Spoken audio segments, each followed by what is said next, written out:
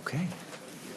Everyone here? Okay, good morning. Thanks for coming. I hear there's other news going on today as well.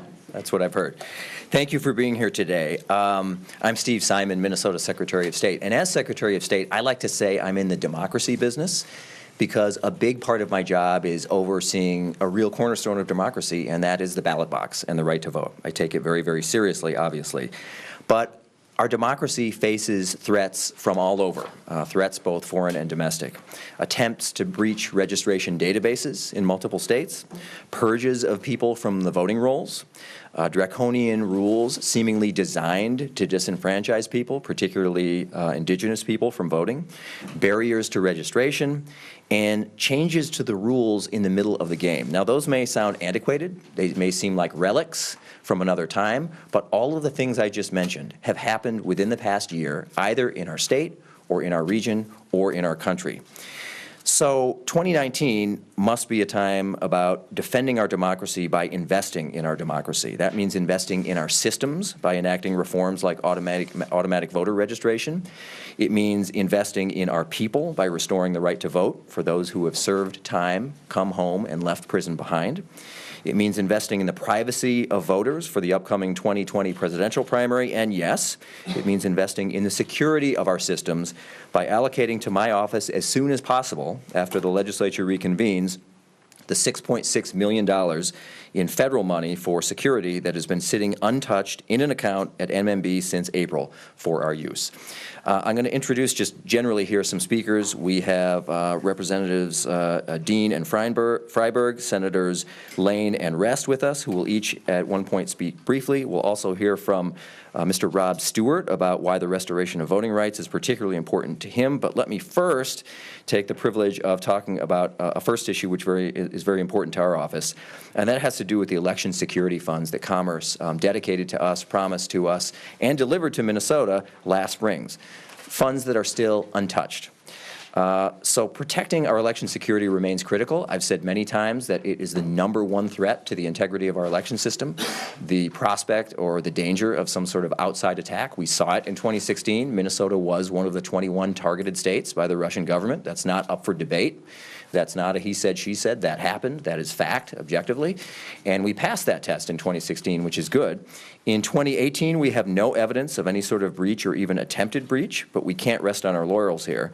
I'm very pleased to see that Speaker-designate Melissa Hortman and Majority Leader Paul Gazelka seem to be in agreement to move this piece quickly. It is not controversial. It has no opposition on its own, as far as I know, but to move it as quickly as possible when the new session convenes so that we can get to the work of upgrading the security of our systems. So I want to thank them both for their leadership in recognizing this as a piece of common ground that they can settle on early in the session. So this is an important investment in protecting our democracy. But investing in democracy also means investing in people. Today in Minnesota, nearly 60,000 people who would otherwise be eligible to vote are ineligible to vote because they're on probation or supervised release from prison. These are people who have served their time already and are working to establish or reestablish themselves in their communities. Minnesotans, I think, believe in second chances, and we believe in forgiveness. And restoring the right to vote at the end of a prison term will give real opportunities to those who have left prison behind to become full members of their communities. And it increases safety. There is hard evidence out there that when you return and restore the right to vote for people, they feel more invested in the community and they are less likely to reoffend. That's something that we should all want. That's something that we should all seek. This is not a Republican idea or a DFL idea. As many of you know, this has had bipartisan support over the years. We hope we can get it done this year, and that Minnesota can join the growing list of states, including North Dakota, our neighbor, who have said that it's time to return full civil rights to those who have left prison behind. I want to thank, in particular, those who are here today from the Restore the Vote Coalition. They have really done the hard work of building this as part of an agenda. It's very important work. We're happy as an office to lend our voice to their efforts. They've worked very hard over many years to make sure that there's a critical mass of support for this. I want to introduce Rob Stewart to you, and he's going to explain who he is and why this information is important to him. Rob?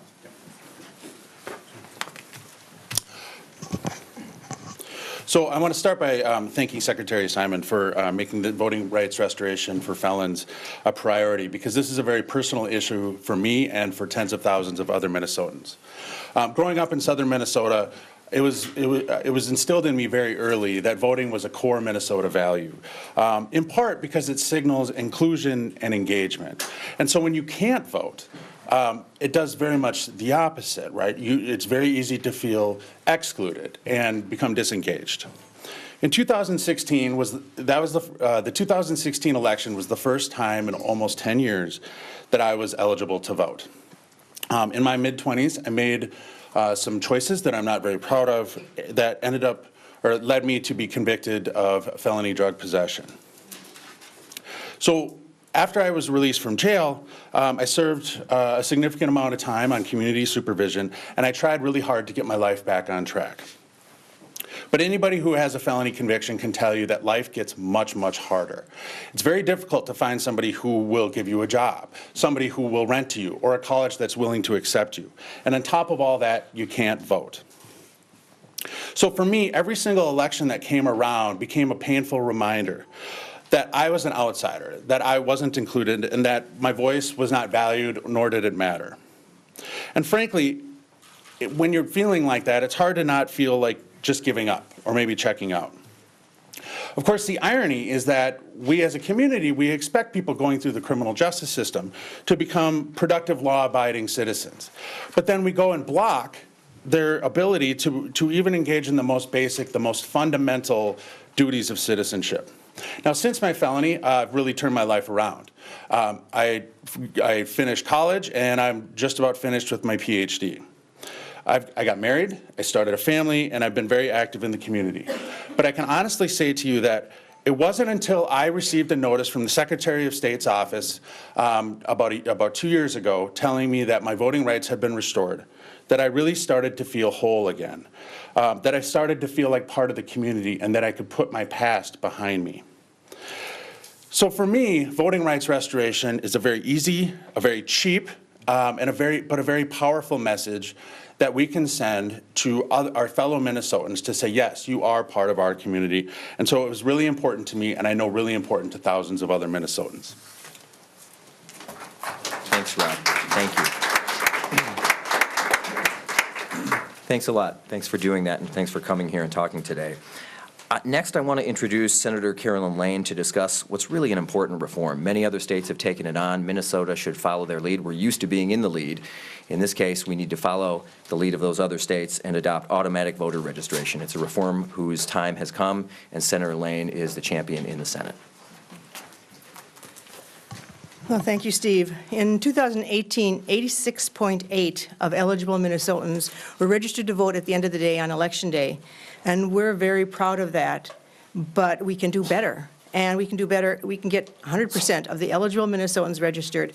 One of the simple ways that we can do that is a change that allows people to become registered to vote, and that's just simply when you register or renew your driver's license or your Minnesota ID, you automatically become registered to vote. And we not only achieve the making that easier for the person, but we also achieve something for government, which is the voter rolls are automatically and constantly updated accurately.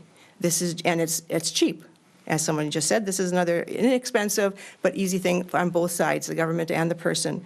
So it's a good deal on both counts. And it's very common in many other states. 1/3 of Americans now have this ability to be registered this way. So it's simple. You just, when you go and register or renew your driver's license or Minnesota ID, you get to say whether or not you take the active step of saying, I will opt out. And then you say, no, thank you, I'll register a different way. But to make it easier, you just automatically are registered. And then the voter rolls are automatically updated too. It's cost saving, it's easy on both sides, it's a no-brainer in my opinion. This is just democracy 101.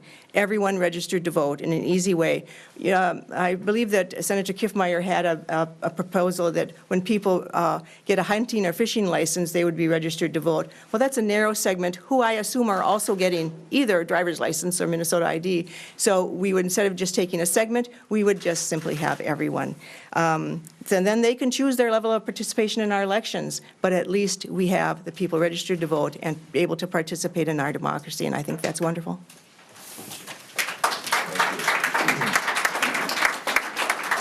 Well, just as fundamental as participation in our elections is privacy in our elections, and particularly privacy at the ballot box. So we have two people here that we're going to hear from. First is Scott County Auditor Treasurer Cindy Geis. She's going to speak here about reform of the presidential primary law. This is coming up quickly. The next major election in Minnesota is not in August of 2020 or in November of 2020. It's in March of 2020, 14 months away. That's it. And unless we make some changes quickly, unless the legislature makes some changes quickly, we could have some problems. And Cindy Geis, who's on the front lines of electioneering, can tell you why that's the case. Good morning. My name is Cindy Geis. I'm from Scott County. I'm the Community Services Director, also the appointed County Auditor Treasurer. But I'm here today not on behalf of Scott County. I'm here today on behalf of an organization called the Minnesota Association of County Officers, acronym MACO. And I'm here as the legislative chair of that organization that represents all 87 counties, and particularly county auditor, treasurers, and recorders. And one of our fundamental duties as county auditors is to perform elections at the most intimate level for all of our voters. I would like to thank Secretary Simon and the legislators here for inviting us to come and speak on behalf of this presidential nomination primary, as there are real issues with how the language currently is stated in statute that we need to follow that's going to cause some problems for our voters. It's also going to cause some problems for our judges, and it's going to cause some issues with the counties and the local governments on being able to afford to move this forward in this current state. Many of our election judges, as you know probably, because you all go to the polls, they're elderly. They're people who are retired. There are people who, come January through April, like to go to a warmer climate. And I don't fault them, as we all know that the winters can get fairly harsh here. But we know that for election judges and for our city clerks and township clerks, in order to make sure that we have people on both sides of the party representing the poll workers, we need to make sure that we have a good amount of people who are going to be able to perform those duties. With the people that are leaving the state, we need some way of managing the polls in an efficient manner. And we do feel, we've heard from our clerks already, that there are going to be problems getting our judges an equal party balance at all of these polling locations. These judges are the first people, and they are in the line of fire in front of our voters. We know that as these voters come up to the polls and they go up to their judges and they have to declare their ballot preference, whether it be Democrat, Republican, or any of the other major parties, that there are voters who are going to be very offended by having to declare that party. They're going to get offended, they're going to get irritated, and they're going to express their discomfort and their dismay with those voters, with those judges. And with that, we feel that the rare amount of judges that we will have at that time frame may get disgusted, and they will quit serving as election judges in the future. So it will just expand the problem we already have today. So we need another way to make sure that that is mitigated and that those judges don't get that type of a language or that type of verbal abuse from our voters. Not that they just need someone to blame. And we all know that when you get to some type of service and somebody does not provide the level of service that you want, it's that person that's right in front of you, whether they're on the phone or whether they're in person, that is going to get the blame. So we do feel that this is going to be a huge problem with our election judges, and they will quit, particularly with those who don't want to declare their party. The last thing is the costs. In the current statute, the cost of the program and this process for the presidential nomination primary, there's an appropriation to the Secretary of State's office that's saying we're going to make sure that your costs are covered. So you let us know what the costs you, and we will make sure that you're whole. However, the legislation was very specific as to what local governments will get reimbursed. And there has been a lot of feedback from the county auditors and treasurers, as well as the city clerks and the township clerks, that they don't feel that their costs are going to get paid, because it is so very specific. So we have to work collectively with the Secretary of State's office and with our legislative delegation here to make sure that whatever language is in place when this election is held is clear, it's concise, and it's effective and efficient for all, the voters and all of us who serve them. I want to express my deep appreciation for the Secretary and all the legislators here who work collectively with our organization in making sure that all these administrative and other legislative issues are brought forward, and we try to move forward these things together in order to make sure it's efficient and effective for everybody. Thank you. So, to be clear, this is going to require a legislative fix, and the person who is undertaking that legislative fix is Senator Ann Rest, and she's going to talk a little bit about ways that we can make this better for voters, for administrators, and for everyone in advance of March of 2020. Senator Rest. Thank you, Secretary Simon. I believe that the representative from MACO has really laid out some of the challenges that remain from the 2016 legislation on the presidential primary. It was a compromise with the parties because, of course, this election is taken in order to remove the chaos that surrounded the caucus system in both parties in 2016. And the trade-off was having to ask for a particular party's a ballot and having that information be public. That's what the national parties, the Republican Party and the Democratic Party, required in this instance in order to move to support and move toward a presidential primary. So privacy then became a very controversial issue. And in the legislation that we are proposing that has come from the Secretary's office, that information will be private in the sense that it will not be available to the general public, but it will be available to the parties. As required by the national parties. And Secretary Simon is working with the draft of the legislation to find a secure way to allow that information to be reported from his office to the national parties, but your neighbor is not going to know what ballot you chose. You can only vote in one, and it will be sent out to you with the Republican ballot and by mail, which I think is also an improvement in for the cost issues that we've discussed before, to voters, and then they fill in just one party's ballot. Only known to them and then to the parties.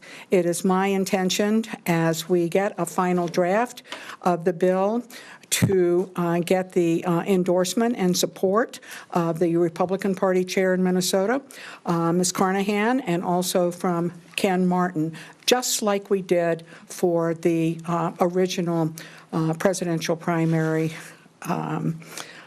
bill that we passed and was signed into law. It's very, very important that it be seen as a bipartisan effort and that the party's interests are served. But beyond that, the government is not going to tell the parties what to do with the information, how they're to count it, whether they say winner takes all or whether they do proportional. That's not the government's business. That's the party's business. We are a facilitator at the government level for a truly democratic process that is streamlined, reasoned, and that does not lead to the chaos that we've had in previous elections. So I'm very pleased to be offering that legislation, and again, we'll work with the Republicans, both at the party level and also in the legislature, to make sure that we have a bill that can be widely supported. Okay. Thank you, Senator Rest. So before we take any questions, I'd like to ask Representatives Dean and Freiburg, leaders and incoming committee chairs on these issues in the House, to offer kind of a summary in their perspective on this democracy agenda. Thank you, Secretary Simon. I'm Mike Freiburg. I'm the incoming chair of the Government Operations Committee. Minnesotans value voting, and that's why we lead the nation in voter turnout. But democracy is under threat in other states and here in Minnesota, whether you're talking about foreign meddling or other sources. And only 58% of Americans believe that our democracy is working at least somewhat well. We have a great system with many safeguards in place here in Minnesota, not the least of which is paper ballots. That helps prevent us from, electronic meddling. But we need to make investments to ensure that there's election integrity, and we need to ensure that voting is an accessible right to all. So thank you, Secretary Simon, for advocating for these initiatives. I think they will help safeguard our democracy and ensure that Minnesota continues to lead the nation, both in voter turnout and in civic engagement. Well, again, thank you, Secretary Simon, my colleagues, of course, Rob and Ms. Geist from Scott County. The agenda is, I think, a great agenda. It includes restoring the right to the votes, those who have paid their debts to society, making voter registration automatic, protecting ballot privacy, and securing our voter registration database. It's an immediate and realizable way to invest in democracy right here in Minnesota.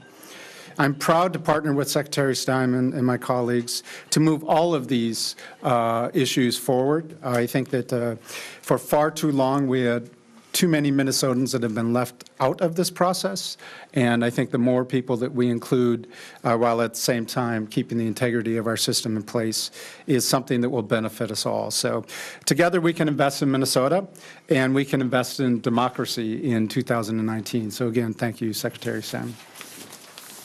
Okay, we'll take questions. Secretary Simon, through your tenure in the legislature and constitutional office, we've had governors who've insisted all election legislation is bipartisan.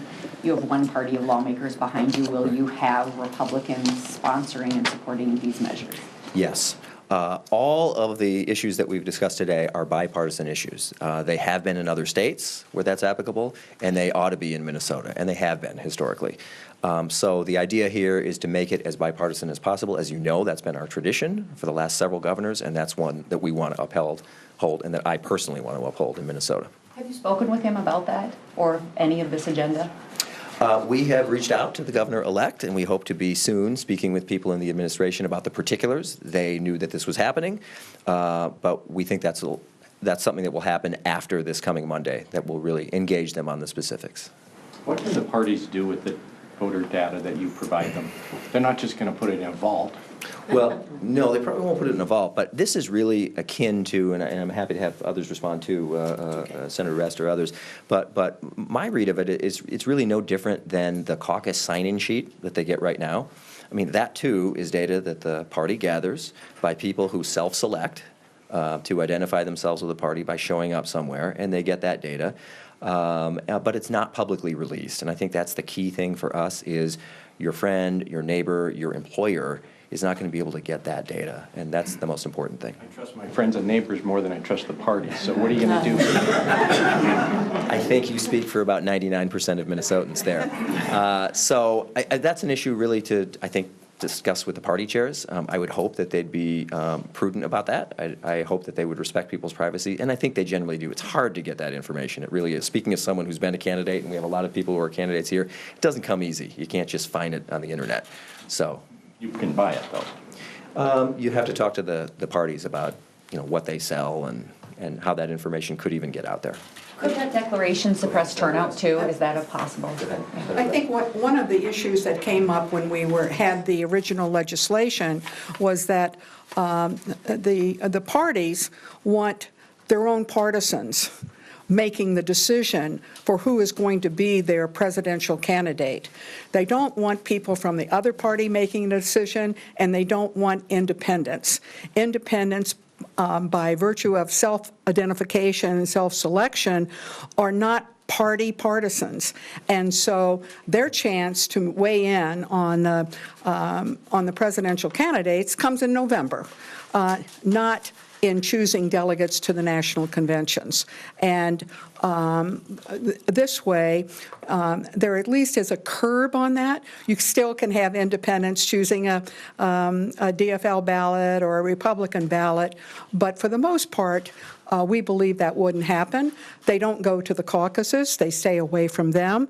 You have to sign in at the caucuses to say that you're a Democrat or a Republican, and at least it's a dampening on that kind of what the parties might consider mischief regarding the selection of delegates to the national conventions. Secretary Simon, could you follow up too on that dampening too and turnout? We love to boast about our turnout, and could this harm turnout? We do. And if I hadn't said it yet, we did return to #1 in the country again in 2018 for the second time in a row.